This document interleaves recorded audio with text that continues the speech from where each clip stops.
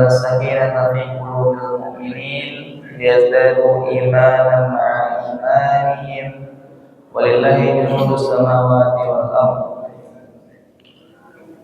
اللهم صل على محمد وعلى آل Muhammad. Bapak Ibu yang dirahmati oleh Allah Subhanahu wa taala, kembali bertemu kita pada subuh yang berkah ini dalam rangkaian ibadah yang telah kita lakukan. Mudah-mudahan Allah terima seluruh ibadah yang telah kita persembahkan untuk Allah Subhanahu wa taala. Sebagaimana janji kita kepada Allah, Iyyaka na'budu. Ya Allah, hanya kepada Engkau lah kami mempersembahkan ibadah kami. Akanlah persembahkan ibadah Allah dengan melakukan salat subuh berjamaah. Maka Bapak Ibu dirahmati Allah Subhanahu wa taala, yang ingin kami bagikan pada kesempatan kali ini salah satu dari firman Allah yang mudah-mudahan menjadi pelajaran bagi kami dan kita semua. Allah Ta'ala mengatakan, A'udzubillahi minasyaitonir rajim, kuntum khayra ummatin ukhrijat lin-nas ta'muruna bil ma'rufi wa tanhauna 'anil munkar wa tu'minuna billah walau amana ahlul kitabi lakana khairun lahum minhumul mu'minuna wa aktsaruhumul fasiqun. Allah mengatakan, kuntum khayra ummah, jadilah kalian umat terbaik, ukhrijat linnas, yang dilahirkan untuk manusia seluruhnya. Apa tugas yang Allah berikan kepada kita? Ta'muruna bil ma'ruf, kalian mengajak orang lain untuk berbuat kebaikan, wa tanhauna 'anil munkar, dan kalian berusaha sebisa mungkin untuk mencegah kemungkaran ada di atas bumi. Al-Imam Mujahid, Bapak Ibu dirahmati Allah Subhanahu wa taala, salah seorang tabi'in yang ahli dalam Al-Qur'an. Orang acok menanyakan masalah Al-Qur'an kepada beliau. Beliau menjelaskan mengenai ayat ini, kuntum khayra ummat, jadilah kita ini umat yang terbaik. Kapan kita baru bisa menjadikan Islam ini atau umat Islam ini sebagai umat yang terbaik? Idza kuntum ta'muruna bil ma'ruf wa tanhauna 'anil munkar. Ketika kita sudah bisa mengajak orang lain untuk melakukan kebaikan, ketika kita sudah bisa mencegah kemungkaran atas yang ada di atas bumi ini, maka itulah baru kita bisa dikatakan sebagai umat terbaik, sebagaimana dikatakan oleh Imam Mujahid dari firman Allah tadi. Maka Bapak Ibu yang dirahmati oleh Allah Subhanahu wa taala, yang ingin kami sampaikan apa Bu? Mengenai dakwah Islam Pak. Dakwah Islam, dakwah atau Pak ya? Dakwah itu mengajak, menyeru orang lain kepada agama Allah, mendakwahkan Islam, menyampaikan Islam ke orang lain. Maka Bapak Ibu, tugas untuk menyampaikan kebaikan agama Allah ini bukan hanya terbatas sampai ke tugas ustaz-ustaz saya. Menyampaikan kebaikan agama Allah ini tidak tugas ustaz-ustaz dan ada di mimbar dan dia kesempatan duduk di situ, tidak ustaz-ustaz saja Bu. Setiap individu dari kita ini, maka masing-masing kita memiliki kewajiban untuk menyampaikan agama Allah ini. Rasulullah, kalau ibu-ibu pasti tahu, bapak-bapak mengetahui apa cak Nabi Pak, balighu anni walau ayat, sampaikanlah dariku walaupun itu satu potong ayat, walaupun itu satu potong hadis. Ada yang kita ketahui mengenai agama ini, sampaikan kepada orang lain. Dan masalah dakwah kok Pak, masalah menyampaikan agama Allah kok, tidak pandang lo status sosial, Ndak perlu awak mencari sia diri awak. Oh ambo orang biasa-biasa saja. Ambo profesi ambo biasa-biasa saja.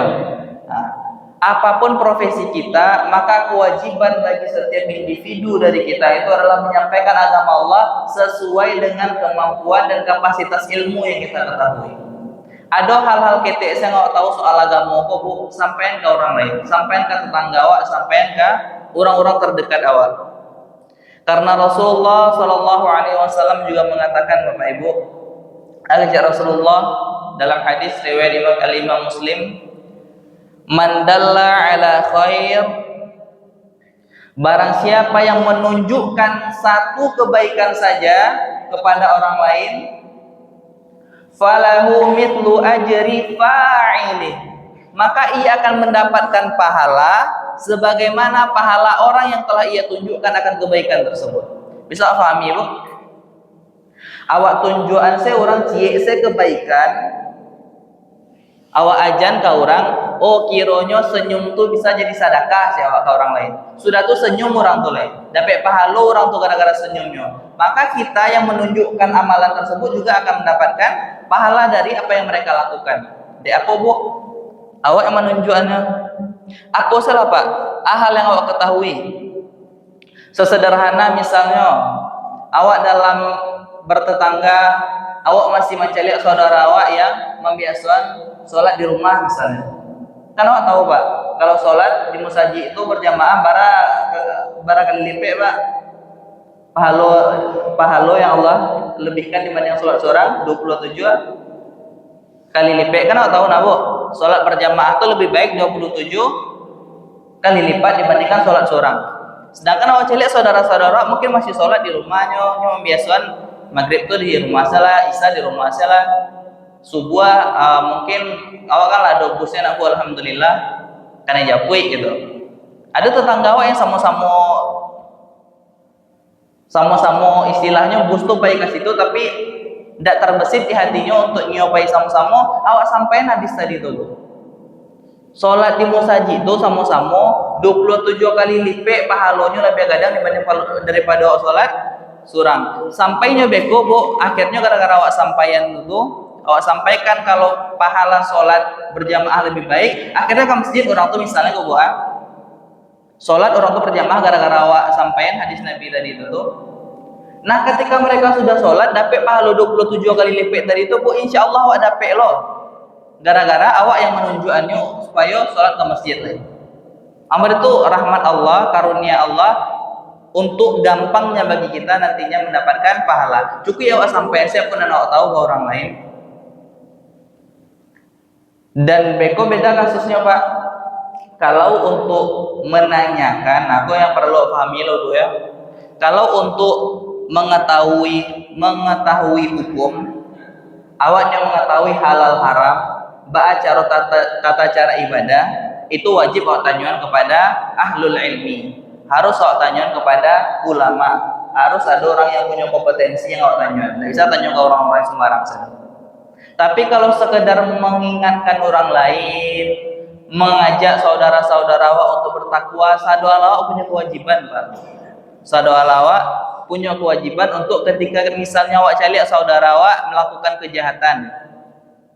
Bukankah Rasulullah Bapak Ibu mengatakan, man ra'a minkum munkara fayughayyiruha biyadi.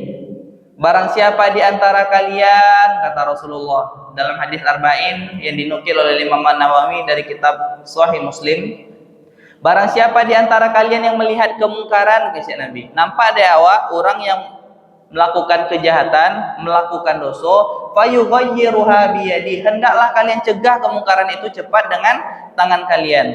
Para ulama mengatakan maksud yadun yadih di sana, maksud tangan di situ itu adalah dengan kekuasaan. Kalau awak punya kekuasaan, usahawan awak bisa mencegah kemungkaran terjadi dengan kekuasaan yang kita miliki. Bisa nak awak kalau punya kekuasaan mencegah kemungkaran bu? Bisa mana? Walaupun awak mungkin lalu jadi pemerintah dan lain sebagainya, awak punya karyawan salah pak, bisa awak buat di toko awak tuh peraturan wajib menggunakan pakaian yang syar'i misalnya, itu kalau mencegah kemungkaran waktu Pak. Wajib sholat tepat waktu. Biasanya orang kok kalau di rumah nak sembahyang lo sejak karajo Jawa sholatnya oleh. Itu kan dakwah tuh Pak. Karena kita memiliki kekuasaan, walaupun hanya sebatas sebagai bos gitu ya Pak. Dan Rasulullah mengatakan, man ra'a minkum munkaran, siapa di antara kalian yang melihat kemungkaran, fayughayyiruha biyadihi, hendaknya kalian cegah dengan tangan kalian. Fa illam tastati', kalau kalian tidak bisa mencegah kemungkaran itu terjadi dengan tangan kalian, apa kata Rasulullah? Fabilisani, cegahlah kemungkaran itu dengan nasihat, dengan lisan kalian. Tidak bisa kalian mencegah orang lain dengan tangan kalian, dengan kekuasaan kalian, maka cegah kemungkaran itu terjadi dengan kita nasihati kepada orang lain tersebut. Nampak deh awak, saudara awak misalnya kok di pasar, kok di mabuk badutonyo, atau sogok manyogoknyo, atau ka berbuat curangnya, awak tahu kok salah, awak tahu nyoba duto, awak ingin ya bu, awak sampean kanyo kalau nyokok karajuan kok salah, awak cegah kemungkaran yang ada pada diri mereka. Ini yang Rasulullah inginkan, agar kita menjadi umat terbaik kecek Allah Subhanahu wa taala tadi. Awak cegah dengan lisan awak, tidak bisa awak dengan tangan awak mencegah kemungkaran tuh, awak nasihati dengan lisan awak. Kalaupun fa'ilam tastati', andai pun kalian tidak bisa, aja lai kecek Nabi. Solusinya lai fabiqalbi, cegahlah atau ingkarilah dengan hati awak. Tidak bisa lo awak menasihati awak takwi atau ba'a, maka setidaknya pastian dalam hati awak kok bu, kalau ada kemungkaran yang terjadi itu tuh, ada kejahatan yang terjadi, ada dosa yang orang kerajaan, pastian hati awak tuh nak tanang menceliaknya. Jangan ada ketika kemungkaran awak nampak orang membuat dosa pak, awak menceliak kemungkaran ada di bumi gogo, awak lah ndak satu mencegah, ndak satu menasihati, hati awak biasa-biasa lo nya, bahkan sanang lo mungkin menceliak dosa berkeliaran di atas bumi ini. Maka jangan sampai demikian. Seindahnya kalau anda bisa merubah kemungkaran tersebut, maka kata Rasulullah, bencilah, pastikan hati kalian membenci kemungkaran tersebut. Jangan sampai hati awak tanang-tanang biasa-biasa saya menceliak kemungkaran ada di hadapan awak. Nah itu nasihat dari Rasulullah SAW. Maka balik-balik apa? Jadilah awak ko umat terbaik. Baca roh menjadi umat terbaik tadi, awak mengajak orang lain kepada kebaikan, awak berusaha sebisa mungkin mencegah orang lain supaya tidak berbuat kemungkaran. Ketika umat Islam lah saling mengingatkan, saling menasihati dalam kebaikan dan dalam ketaatan kok Pak, insya Allah tidak ada umat Islam kok beko yang curang deh. Tidak ada umat Islam yang kok yang dipandang rendah di orang itu. Kalau kini kok kan awak celik saya tukang kicua, payah kau basah gini kok. Saya tukang kicua biasa bu. Memang kali itu kadang kan saudara-saudara sesama Muslim, tapi itu lo tukang kicua nomor satunya. Yang suka main-mainan timbangan ketika mengalih kadang orang Islam rata-rata. Maka kita jadikan umat Islam ini umat yang paling bermarwah, memiliki kemuliaan. Caranya dengan tadi itu tuh, awak saling nasihat menasihati. Rasulullah tidak pernah majan awak, bahkan Allah membenci orang-orang yang curang. Allah membenci orang-orang yang sogok menyogok. Rasulullah mengatakan neraka untuk orang yang sogok menyogok. Itu kan kebiasaan orang Islam tuh, untuk tidak sogok menyogok, gratifikasi dan lain sebagainya. Maka ini yang kita sampaikan kepada saudara-saudara kita, dan jadilah kita ini orang yang saling menasihati bu. Saling menasihati dalam ketaatan dan ibadah kepada Allah Subhanahu wa taala. Dan ada balik-balik bu, ada kebaikan cie yang awak ketahui sampaikan ke orang lain.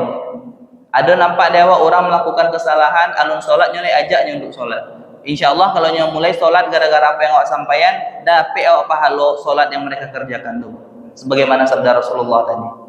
Maka hal-hal kecil yang kita ketahui sampaikan ke orang lain. Kinilah dulu WA kan, kalau kira-kira ada hal-hal bermanfaat mungkin bisa awak bagikan tanpa mengganggu lu ketenangan orang lain ya bu ya. Tapi ada dua hal yang awak rasa bermanfaat bisa awak bagikan ke saudara-saudara awak. Berubah orang lain tuh gara-gara awak, gara-gara nasihat yang awak tuliskan, yang awak bagikan tadi, maka insyaallah pahala dari ketaatan mereka juga akan mengalir kepada kita yang menunjukkan kepada mereka. Maka itu mungkin yang dapat kami bagikan pada kesempatan kali ini. Bapak Ibu yang dirahmati Allah Subhanahu wa taala. Banyak maaf sebelumnya. Kita tutup dengan mengucapkan hamdalah alhamdulillahirabbil alamin. Kita sempurnakan dengan doa kafaratul majelis. Subhanakallahumma wa bihamdika asyhadu an la ilaha illa anta astaghfiruka wa atubu ilaik. Assalamualaikum warahmatullahi wabarakatuh.